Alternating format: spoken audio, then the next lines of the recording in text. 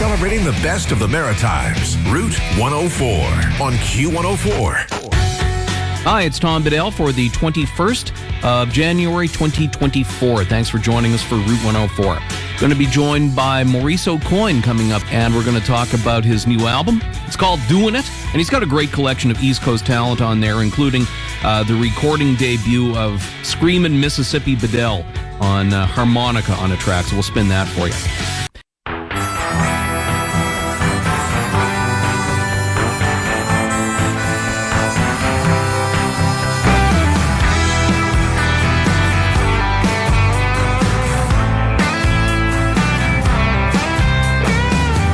Doesn't care if it'll make ends meet. He's just playing his guitar for something to eat.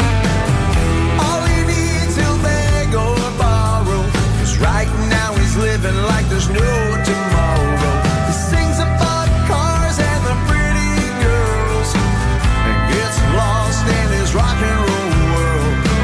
He'll spend his whole life playing songs, and to this world he's coming to his own. Doesn't really care what's really going on, 'cause he's just doing what he's doing. He'll be doing it all life long.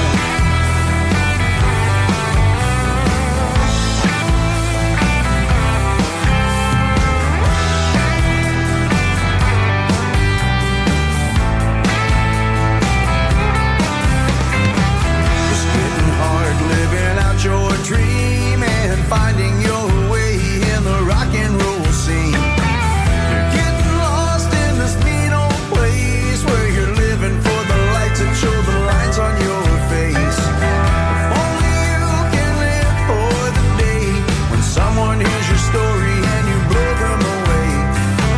Sometimes you feel like you're the only one who'll ever really get to hear you play your song. It's too late to think that you've been doing wrong, 'cause you've been doing what you're doing. You'll be doing it all life long.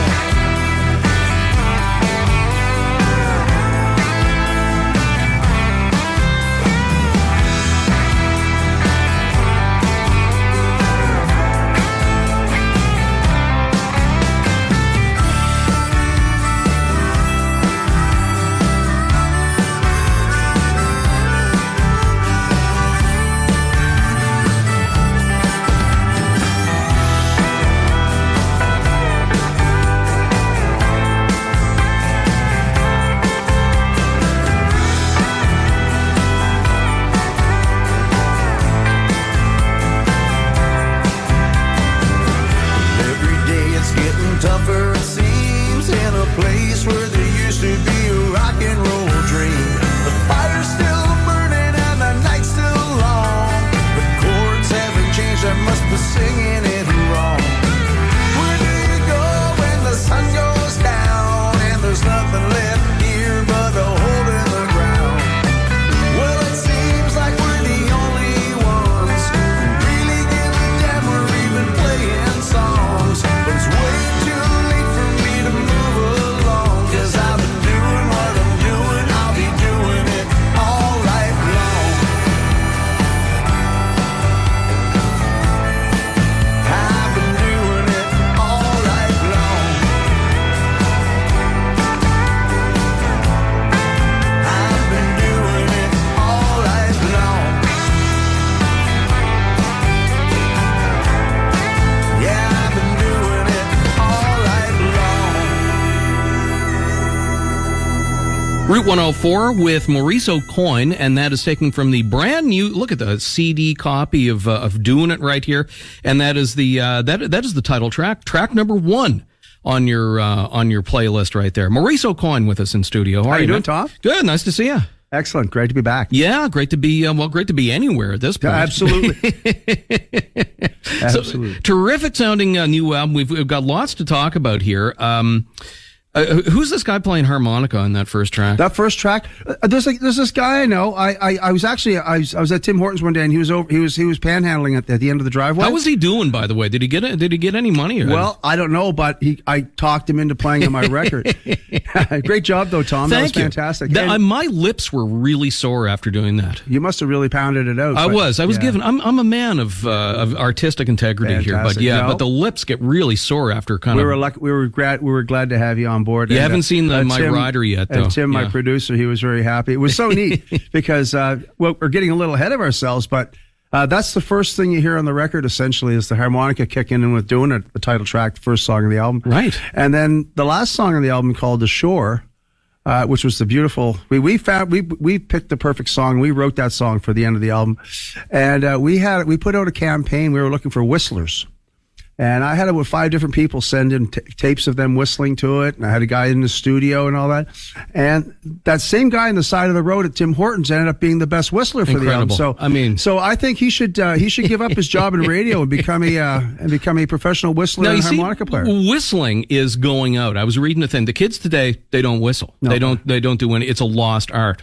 We're bringing it back. That's true. But Tom, in all seriousness, no, I'm very proud to have you on my album, like lots of other people. Like, this was a village effort. Yeah. I have a lot of friends who are multi-instrumentalists who have a hard time working with producers. They produce themselves, or they have a thought that the music's in their head a certain way. And I never had much of an experience with working with a producer, except when I was doing my little radio show. I was talking with Shane Moore when he put his album out, and I said, man, this is world class. And he said, yeah, it's all in the producer. I said, man, that's the thing. And then he told me it was Tim Feswick. I said, Tim Feswick? Isn't that Tim? Yeah. Wow. And he was in Mexico. That's where he lives now. He's got a nice little setup down there. He's got relax, record, whatever. It's a nice little lingo he's got. You go down to sit on the beach and inspire yourself to make some music, and you go home with some wonderful music. And he's a fabulous producer. He's a borderline genius. Mm-hmm. He's worked with, he did Sons of Maxwell. He's worked with Crash Test Dummies. He's always busy down there, and he's living the life. And I think that reflects in his work. You can see that he's just stress free, and he puts the time in. I couldn't be happier. It was neat working with him. I did the first song, and now listen to your producer now. He educated me in a very polite, kind, gentle way. Yeah, he's not like Phil Spector. He wasn't waving a gun around. But he knew that he had to teach me how to work with a producer. Yeah, it's a different animal. And he did a lovely job, and we've become very, very good friends. Like, we are friends for life. Besides the thing, I'm going to go down and visit him. We have to hang out, and not even to record music, just to hang out and be buds.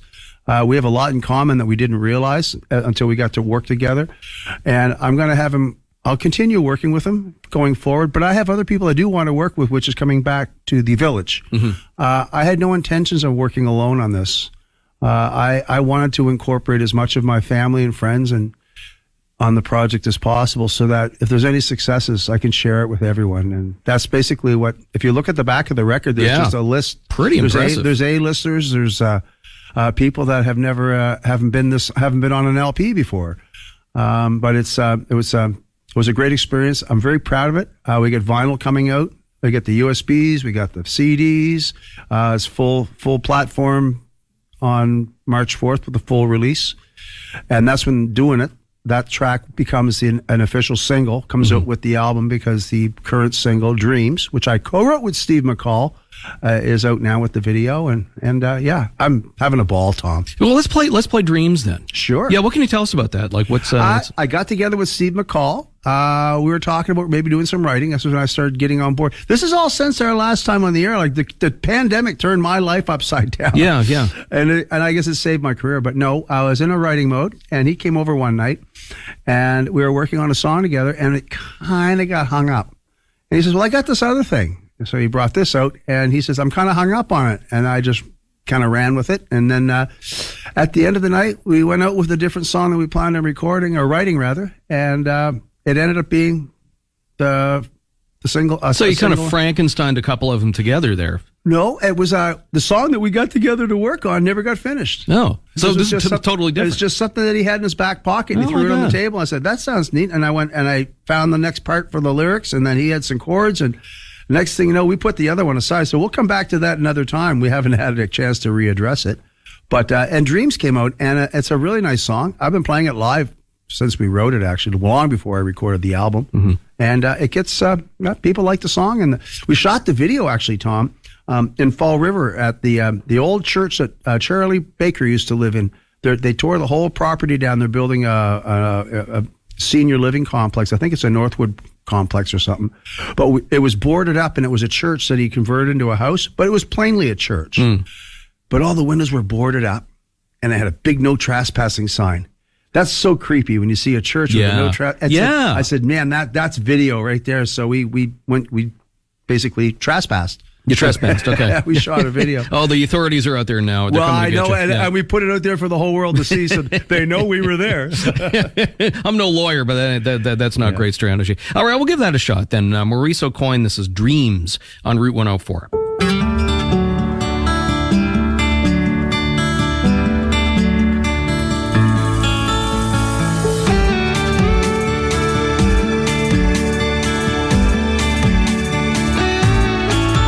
Are you going somewhere with your hand on the door?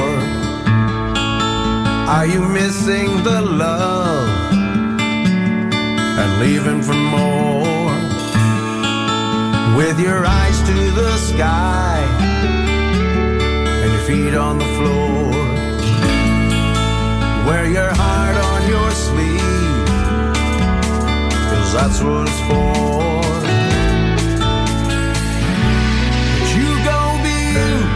I will be me, both of us free. Well, you were my queen, I was your king, and no one believes anymore in dreams.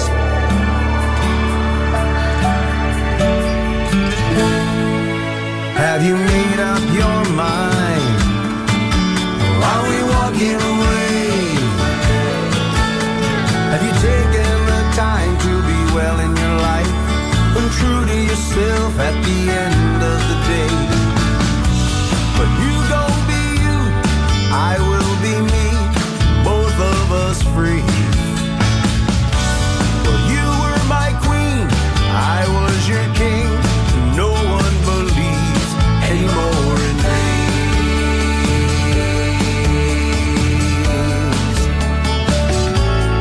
Anymore.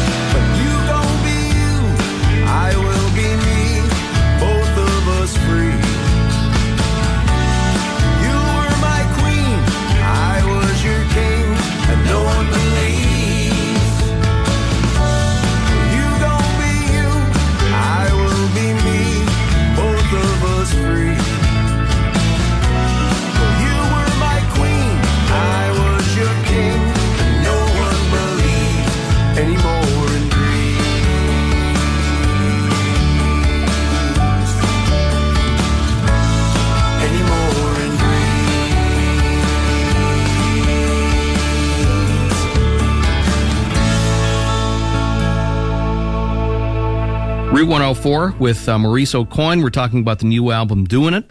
Got some vinyl coming here, too. I certainly do, yes. Isn't that great? Yeah. Have you done vinyl before for any of your... No, I've never... The only vinyl I think I've ever actually been on, I remember Bruce Wheaton back in the 80s did one of those fundraising for the Red Cross. It was like when, remember when We Are the World and all that stuff was out? Yeah. And they were raising money for the famine in Africa? Hearing Aid, that was a good one too. Yeah. Yeah, but this was, what was this called? And the song was called Keep On Giving. Mm-hmm. And we did a concert at the old Crazy Horse, and we had all the local musicians, and everybody was on it. Some of the people that aren't with us anymore. It was basically a single. And that's the only time I've actually heard my voice on vinyl. And so, yeah, this is pretty exciting. I've already got the test pressings. I've been playing them. Some of the people that I've worked with on the album, I specifically hauled them aside, or I have plans to get with them to listen to the record. Warren Robert was amazing. Oh, he's the best, isn't he? Yeah. And I can't wait to sit down and listen to the record with him and have a single malt scotch. So, yeah. What is it with these guys in the scotch? I'm not a big... Well, you don't need... It's just... you sip it. Oh, yeah, exactly. You don't mix it. You don't pound it. No, and it's something you sit and enjoy, just like a vinyl record. Exactly. Get a nice cigar going. You get the cigar guys, you got the whiskey guys, you get the vinyl guys. Yeah. Get them all together like that. I think that's the... I hate to get onto a subject about vinyl. We could talk a whole segment on vinyl, but it's not about the sound quality, no, because CDs have that. They have everything beat. Everything that a record can do, a CD can do better. But one thing it can't do, sounds good to your ears. And it also, I think half of the charm, and I think that's why kids are discovering albums in vinyl, which is really making quite a comeback.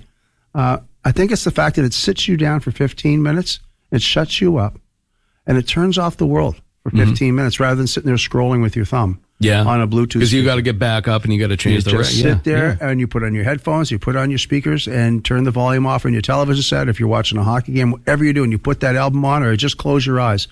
And from 14 to 18 minutes worth of your moment, now it becomes an experience rather than just checking something out. So, and it's a responsibility to the artist to make an album worth pressing, because it's not cheap and it's not easy. And you have parameters you've got to stick within when you make vinyl.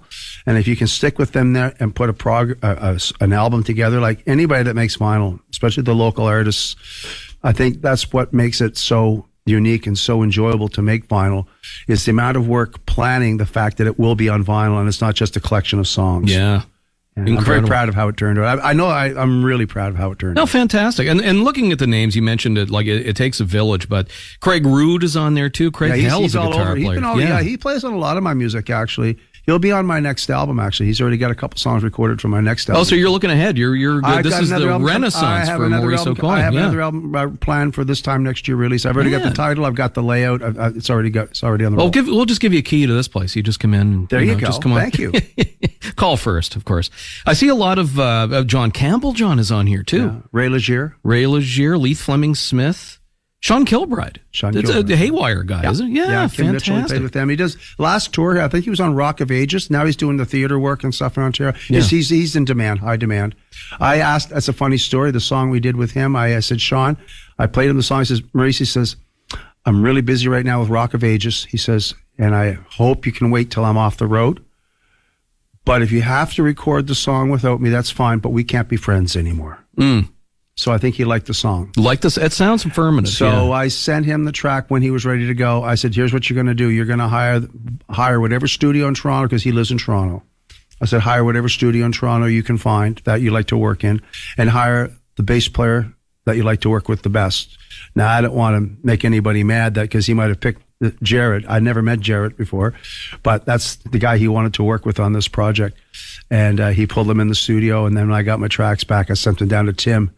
And Tim was basically blown away by what he had to work with. And Sean is just so professional. Yeah. And he really adds another dimension of life to that song. And that's not the first time I've worked with him, and it's certainly not going to be the last. Excellent. It's great to have that big pool to draw from there. And to be able to do the stuff remotely, too. These guys have all been around a long time, and I called them up thinking they've all, little old Maurice here, Well, absolutely. Why'd you take so long to call me? I guess that was a clue right there. That's I guess it was due. Where can you get a copy of the album? Well, the album itself, if you come see me play live, I usually keep a couple in my coat pocket, right? My CDs and whatnot. I also have these cool, these they're like USB cards. I'll show you off air. But they're little USB cards, and you flip out and you can plug them into because some people say, well, I'd buy a CD, but I don't have a CD player in my car. And I said, well, that's okay. I got you covered. So I have them made as well. You just plug them in your car, and they light up on the dash. The pictures come on. It tells you who's playing on each track. Oh, my God. Oh, yeah. And the vinyl, I'm expecting the vinyl before March 4th, obviously. We had a limited run, and I doubled the order when I started because all people started wanting to order the vinyl. I could see a pattern developing. So, and by ordering, I doubled the order. Brought my costs down a little bit because albums are really expensive to produce. And once again, like, I don't even know if my next album will be on vinyl. It all depends. I'll know a few songs in if we're going that way. But it's something when you make a commitment to getting vinyl. But I noticed a lot of people were pre-ordering, so we doubled the order, and I'm really excited to hear the vinyl and have my single malt scotch. And Maurice Aucoin Music, that's where we can get you on all the socials, right? That's the Facebook, and that's what's your website if we want to go straight there? www.mauriceaucoinmusic.com. Yeah, there you go. And we just revamped that. You'll be able to buy my merch. I'm going to have like some like hats. So I'm going to have new shirts. I think everybody gets t-shirts. I want to get those. You know those I guess they'd be bowling shirts or mechanic shirts. I love those. Yeah, that's what I want. And with the embroidery and all that. Yeah. I mean, the thing is, they might be a little bit pricey, but my friends want to buy something that's nice. You know what I mean? I was worried about the albums being expensive, but the 20 is the new 10. So 40 is the new 20. Then 40 is the new 20. Yeah. No, that's cool. Yeah. Maurice Aucoin Music. Let's play another. Maybe Summer of 17. That's got everybody on there. I was going to ask you for that one. That's got Warren Roberts, got Sean Kilbride, Jared Ross, got Lee Fleming Smith. It's got Chris Ritchie on it. Chris Ritchie. And it's got Tim all over it. And it's one of my favorite tracks on the album. All right. Maurice Aucoin, thanks for coming in, man. No problem. Great sounding new album. Thank you. On Route 104.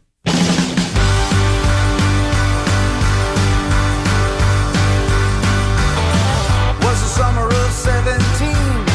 Glad to have what was left of me.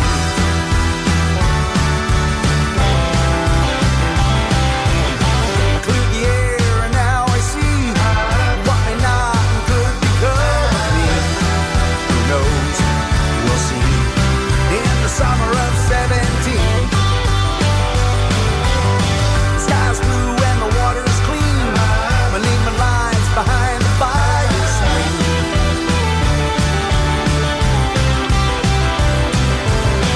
Kinda hard to believe if it was real or it was just a dream. For me, to be in the summer of 17. We're only actors at the crossroads in between. Making movies without lines or any scenes. If only we could be once again so free, like in the summer of 17.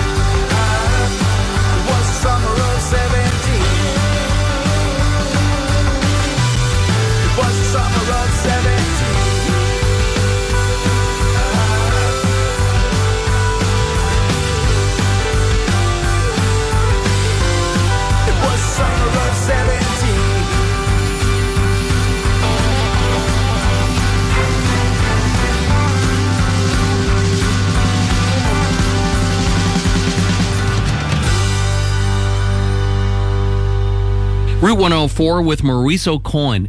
And thanks to Maurice for the chat about the great new album called Doin It. You can see Maurice just about everywhere, whether he's playing solo or playing with the Persuaders. So check him out when you can. Pick up a copy of that new disc. Route 104, showcasing the best in maritime rock on Q104.